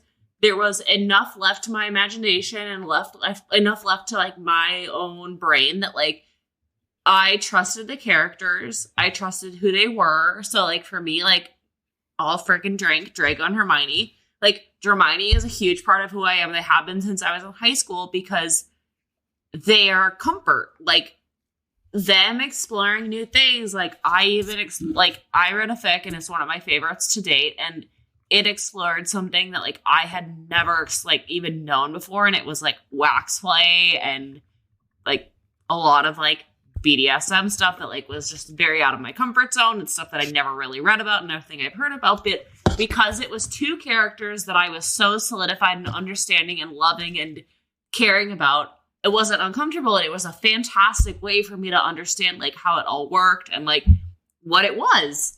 Because if I had to read this and I had to understand new characters and, like, who they were and what they liked, I would have never gotten through it because I would have been like, oh my God, like, does the girl like it? Does the guy hate it? You know what I mean? Like, there was so much of it that just felt so much more comfortable because I was, like, reading my comfort characters experiencing this. And people take it and they take it even a step farther. And you think about, like, the love hypothesis after 50 Shades, which are originally they were fan fictions of comfort characters experiencing something, and they rewrote them, and now they are books. And Love Hypothesis took over the world. It's Raylo. Like, it's something that people don't even know was Raylo. And the minute that you talk about it, people are like, wait, Adam Driver thing is real. Like, everybody's fan casting Adam Driver, like, and it's not a joke. And it's fascinating to me. I know, Tiff, you have the same, like, experience as me. I have a very similar one, yes. Mine is a little bit different, just with different, like, fandoms and different couples and stuff. But, you know, I think that fandom for me and fan fiction for me, I think that our experiences are similar but a little bit different just due to different fandoms. But even, like, fan fiction has been an interesting way to observe the way that fandoms evolve.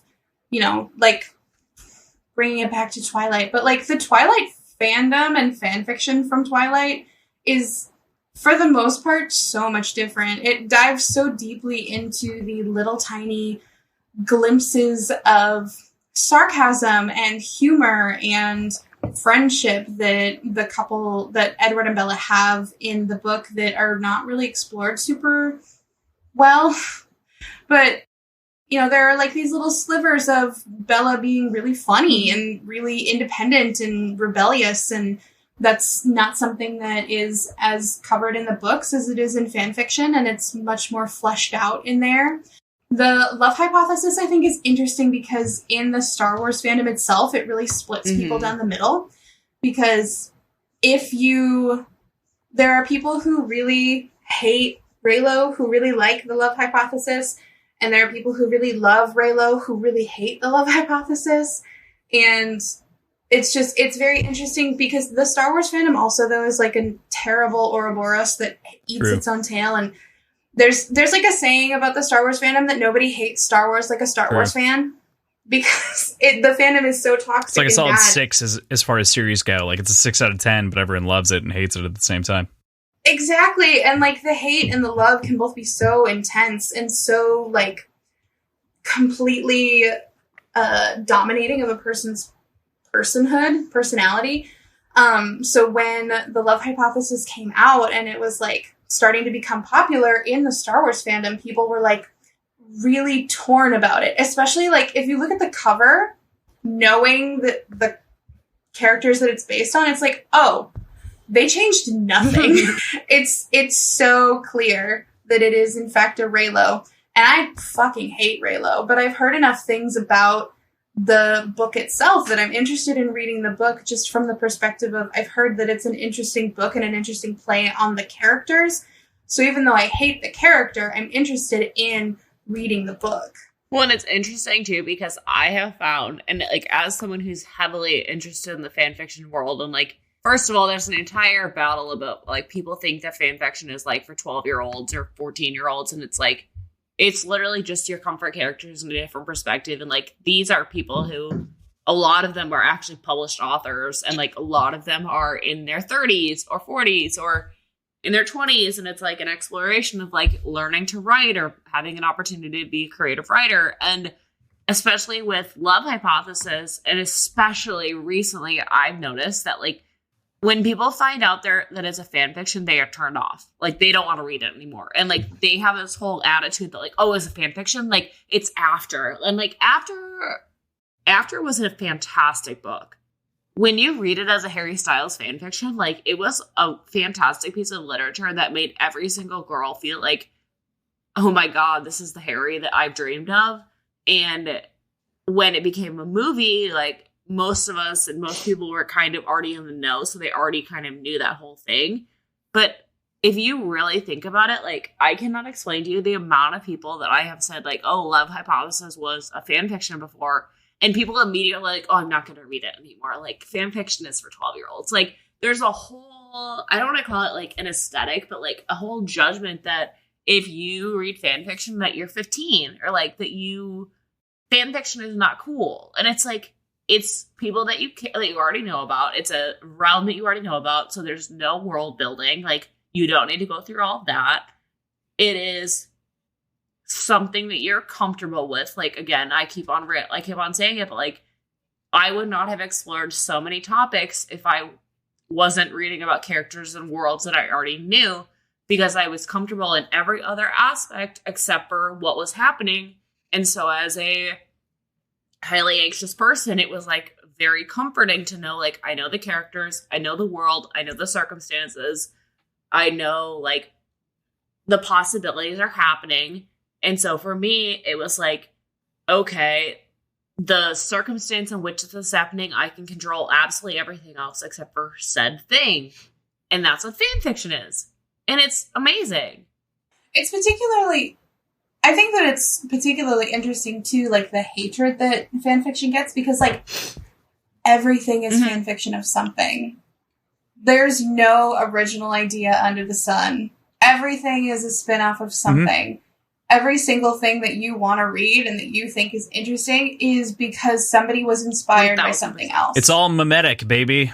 We just talked about Acotar being a Beauty and the Beast and the Scottish folktale Tamlin retelling. Like, there's and then as it keeps going, it gets into Hades Persephone, which is another thing that we've talked about. Like, there is nothing new under the sun. Like, even literary great novels that people hold up as like these standards of literature are based on other things that people were like, that's interesting. What if I like wrote a story and it was kind of like this, but not like this, and it took some other things from this thing and some other things from this thing, and then we just like mixed it all together, and then I made like a newish thing that now has my name on it, and now I can make money off of it. Well, what I don't understand is like, why is a Hades Persephone retelling different than any other fandom continuation retelling? Yeah.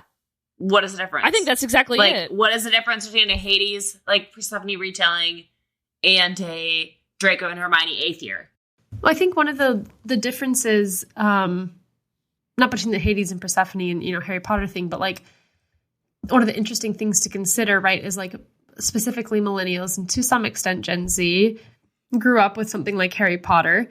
And we got to see some kind of romance and desire develop from like the 4th through the 7th book, but not really. You know, it was never really super gratifying, and we never really got super deep into what those relationships meant or how they felt, even between like some of the main characters, right? And so one of the things that I think fan fiction really provides for some fans is a way to say, no, these characters didn't stop existing at age 18. They extended beyond that, and they had lives just like we've had lives in the last 10, 15, whatever years, since age 18. And they grew in these profound ways, right? Like if we all took the people we were at graduation, whether that's Harry Potter universe in the midst of the war or post-war or whatever, or like real life 18-year-old graduation time people, are we all the same people we were then? Absolutely not. And I fucking hope not, right? And so I think one of the cool things fan fiction does is it takes something that's very near and dear to the hearts of a lot of people and takes it and modernizes it and makes it catch up to where you are in your life. So just like you said, Addie, just like you said, it takes this concept that you already are very familiar with and very comfortable with and very open to, and helps you explore where you're at in life or where you could go in life or different avenues of life without subjecting you to having to relearn an entire log of history and world building and characters. And I think that's really special. And I will just say this. I will end on this. It's like, I, as a human being, have had a really rough time with like stalking as a thing. Like stalking has really freaked me out as a really human being. Like it is something that keeps me up at night. It's something that has like caused major anxiety spirals.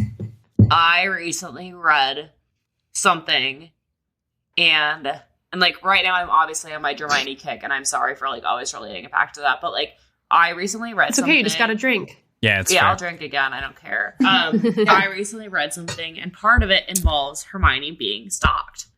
And it was so great for me to read that as a person who is really anxious about that specific scenario, because I knew the character, I trusted her, I trusted the scenario, I trusted everybody around her.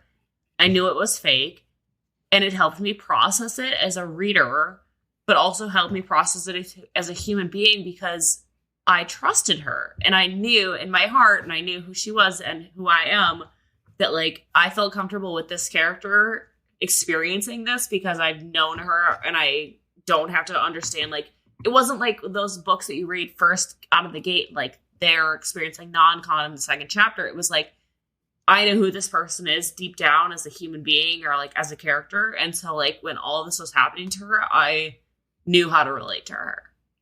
Your context is already there for the character, which is huge. Exactly. Like, I think don't in have these to go cases through the with fan world building. fiction, I don't have to be like, oh, does she like this? Like, does she understand this? Like, what's going on? Like, how does she feel about it? It's like, I know that like how she processes, and for her to process it, it takes a lot of the anxiety away from me because I'm freaked out less. I'm more like, okay, what's going to happen next? Like, I can focus more on the story. Absolutely. I think that's a huge deal. With that, do we have any other thoughts on fan fiction? I mean, I could talk about it all day. Well, I mean, I know there's plenty to talk about here. Okay, I think we've done a fantastic job covering a gamut of topics instead of a very, very wide-ranging and I would say often misunderstood category and genre of literature. Again, it's the highest grossing genre, and so I think that the work that we did here is great. I think I'm so glad to have you guys all on the show to chat about this. I want to go through kind of one more time. What we're going to do is we're going to do a sign off with our book boyfriend or girlfriend or whichever way you want to put it, and anywhere that people can find you online if you want to make that available, and or any other causes that you think are important to support. So I'm gonna kick that off to who's ready. Anyone ready? Addie, you can start. Yeah, so I'm Addie. My book boyfriend is obviously Rowan Whitethorn, love of my life. Call me Fireheart until I die. Secondary is Draco Malfoy, but that's, I think, part of a phase that I've been going through for a long ass time. You can find me on TikTok at Daydreaming Draco, which is just my brand as a person, or on every social platform at Addie Lee Whelan, so ADDIELEEWHELAN. And on Spotify, ADDIEWHELAN. If you want to support a cause that's really important to me, the Angel Foundation in Minnesota is a cause that supports kids who have parents with cancer. They've done a crap ton for my family, and we donate to them every year. And I think that kids with when you're a kid, like, you just don't know what to do, and they like bring ice cream trucks and toys, and they make sure you're still doing okay while your parent is going through a lot. That's great. I love that. Next up, we have someone who's going to volunteer. It's true. Go, Lindsay. All right, my name is Lindsay Lundeen. You can find me on Twitter or Instagram at LindsbayFundeen. It's a Twitter, Instagram handle that my now fiance made when we were just friends in high school / college. So that's a fun one that I've been hanging on to for a while. Hot. Yeah. Hot, spicy. Maybe I'll tell you more later. Who knows? My book boyfriend is Jamie from Outlander, aka my fiance Sam. I look forward to telling you all more and getting to know you more as we discuss Mistborn coming up in the final episodes on Words and Whiskey. Like, literally, this is coming out on Monday, and that episode is coming out on Thursday. So, like, it's going to be the same week. Talk to you soon. You thought you'd heard the last of me. You haven't. I'll be back. Yeah, so that's me. Thanks for having us. All right, and I'm Kelsey McKenney. My book boyfriend is Castile Denier from the From Blood and Ash series. I am fucking in love with him. Like, I tell my partner every day, why are you not an Atlantean? I'm so angry with you. Poor Travis. I don't actually. My partner is wonderful. Yeah, he's actually really great. He's doing his best. But you can, he really is. We're the classic like bisexual girlfriend who reads and gamer boyfriend who plays video games. I will like, say our my quality fiance time. is obsessed with Kelsey's boyfriend. So Awesome. Love it. By that definition, I'm sure we'd be friends. But yes, you probably would. But the way you can find me is through Catcall, that magazine that I mentioned, the feminist publication. It is catcallmag.com. Mag as in magazine, MAG. And then also you can find me Kelsey_Isabella on Instagram and Twitter. And the thing that I want to kind of get a little bit loud about is bookshop.org, which is an online booksellers platform that helps small bookshops beat out Amazon. So if you are shopping for books, if there is an affiliate that you are passionate about, if there's an organization that has a bookshop, bookstore, Catcall does, but I'm trying to convince Crossland to do one for... We're totally going to do this for this episode at the very least, if not for the whole thing. So. Oh yeah, sure. Don't let Jeff Bezos win. Bookshop.org is a great way to buy books, support local bookstores, and help keep them afloat. Which is a huge deal that I'm very passionate about. I buy next to nothing from Amazon, and definitely not books, of all things. I would rather order and wait. We love daddies. Jeff Bezos, not a daddy. Not a daddy. Thick like a daddy, but not a daddy, you know? I feel really bad that Kindle is something that I use through Amazon, but if Audible, I buy physical copies... Yeah, if I buy physical copies, bookshop.org is the way to go. 100%. Yeah, okay. I'm Tiff. You can find me at Phantom_Misfit on most social medias. I don't have like a real big social media presence, so if you're gonna follow some of us from social media, I will not make the cut, and that's Which means you should follow her. Follow Tiff over everybody else. Please, God, don't. I can't handle that pressure, y'all. My book boyfriend, my original book boyfriend is probably Emmett Cullen from the Twilight series. He's the best. And he's also from her hometown. We did not mention this earlier. He's not from my hometown. He's from my home state, though, which is essentially a town because it's very small. Tiny state. It is. North Dakota's not very big, but he's from North Dakota, and he is a family friend. The guy that plays him in the movies. So they're dating. She's fully married. I was just going to add that I have a friend who works. I have a friend of a friend who has acted in a show with him and got her makeup done next to him and said he was like one of the nicest people she's ever run into in Hollywood. So apparently he's amazing. It's because he's a proper North Dakota boy. North Dakota. Yeah. North Dakota boy. I have two quick things to shout out, kind of going off of Kelsey's. Try not to support Amazon as much as you can. If you're into audiobooks and you're using Audible, I would recommend switching to Libro.fm. They are a audiobook reader that you can pick a small bookstore in your area to support.